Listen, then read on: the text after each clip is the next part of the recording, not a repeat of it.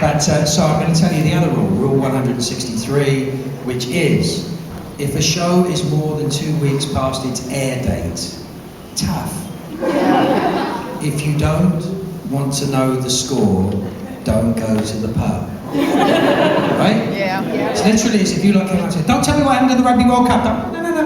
It'd be crazy, right? Yeah.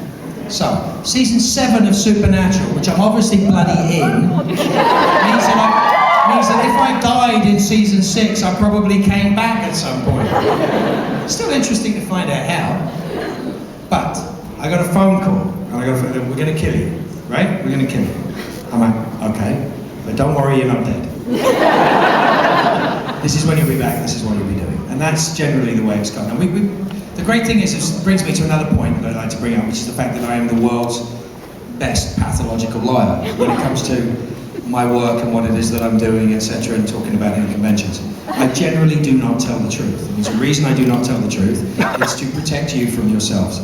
If I tell you where I am, what I'm filming, what I'm going to do next, it spoils the plot, right? Yeah. So, you know, the famous story is I'm at the Chicago convention, Supernatural convention, and they say, what shows would you really like to be on? And I'm like, well, Torture would be nice. And goes, or of course Doctor Who, and everybody goes crazy. And in my pocket was a ticket to fly to London to go to Cardiff the next day. So I do lie, and there's a reason. Okay, it's the reason, because I can't always say what it is I'm doing. And when it came to my demise, at some point, if there was a demise, if I did or I didn't die, I may still be dead now. Who knows? I might be lying to you. I might actually not be here. I could have died in a small gas explosion. Cold water. It's not fun. We got hot water in the hotel day before yesterday, and I was very excited. Just in time for Qantas to cancel all their flights. So poor Bill, who runs this is jumping through hoops trying to make sure I can get home, so it's kind of good. So when I came back, if I ever came back, if I was dead, if I wasn't dead, whatever it was that I might or might not have done in a season that I might or might not be in, if that was the case that I did happen to come back, if you might have noticed, I may or may not have taken my name off the credits in order to preserve your right to be surprised by the fact that I'm coming back. So it tends to be as if it did or didn't. Pretty complicated. Kind of fun.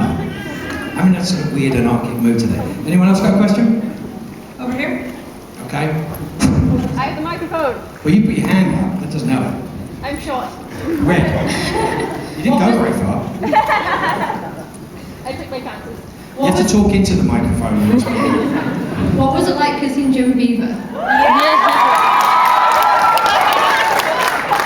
You did say Jim Beaver. Right now.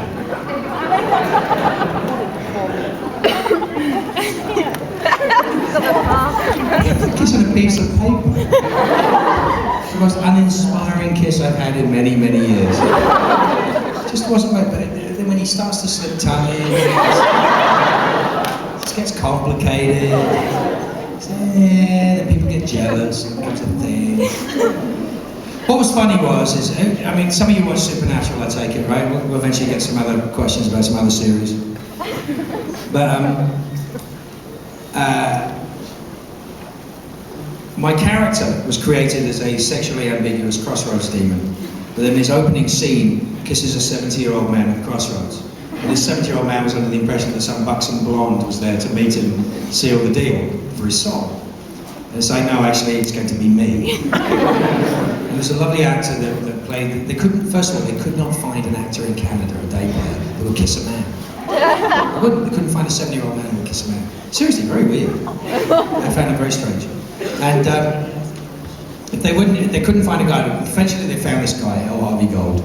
Lovely man. And he was very nervous. And he was trying to be really nice to me. And the more nice that we were to each other, the more uncomfortable he sort of got, and his acting sort of went out the window. And it was very odd. So I had to sort of not talk to him. And he thought I was being grumpy with him and didn't like it. So that made him really nervous. So then he got really nervous and sweaty. And he was about 6'2". Everybody on Supernatural is enormous. It's funny, you know, like when Jensen's wife or someone say, yeah, I'm married to a guy in Supernatural, and they go, the tall one or the short one? She's like, yeah, the short one. Which tells you that the moose is just enormous. The moose is in fact a giraffe. Where was I? Oh, we're talking about kissing, yes. So this kiss, right? So it didn't help that the first thing that I said to the guy just before I kissed him was, pucker up buttercup for some reason. And then the weird thing was, I mean, the kiss was boring. I didn't find the man in the slightest bit attractive. So there was nothing in it for me. And the crew was just laughing so hard continuously. It was my first shot. And so it was having to, he started to fight me. So having to grab the back of his clammy, wet head, the little hairs on the back of them, it's like, so I called my wife, and I said, oh my God, it's freaky, the guy's hair, She goes, now you understand dating. So, time goes by and there's the Jim Beaver kiss. So we're supposed to kiss and Jim's like, no big deal. I was on Deadwood, I don't care. So, and it goes on and I'm like, I've done it. I know how weird the crew is and how rude everybody is about it and how much pressure there is. And he's like, no big deal. He was nervous as anything. So not only did they do it, they shot it on my iPhone. So the actual picture was on my iPhone. And Phil's standing there going, Phil Scritchy, the director's going, okay, so kiss. And we start kissing, he's like, hold on. Hold on, there you go. Yeah, one more. Just like, it is the ugliest kiss between two men you've ever seen in your life. And as Jim said, he goes, oh, all these years doing great work and doing all these things, I'm going to be remembered for kissing Mark Sheppard. And that's me. Yeah, Jim kisses me at every opportunity now, just like everyone else. I just run up on stage. Amazing he's not running up on stage now and kissing me on the side of my head. But that's a fun thing. And then the other question. Hey. Is there any chance you can lie that we're going to get you back on Who? Who? Doctor Who. Doctor Who. Yeah, let's see. Put it to you this way. Stephen is the master of his own ship. Stephen Moffat is the master of his own ship. He doesn't listen to me.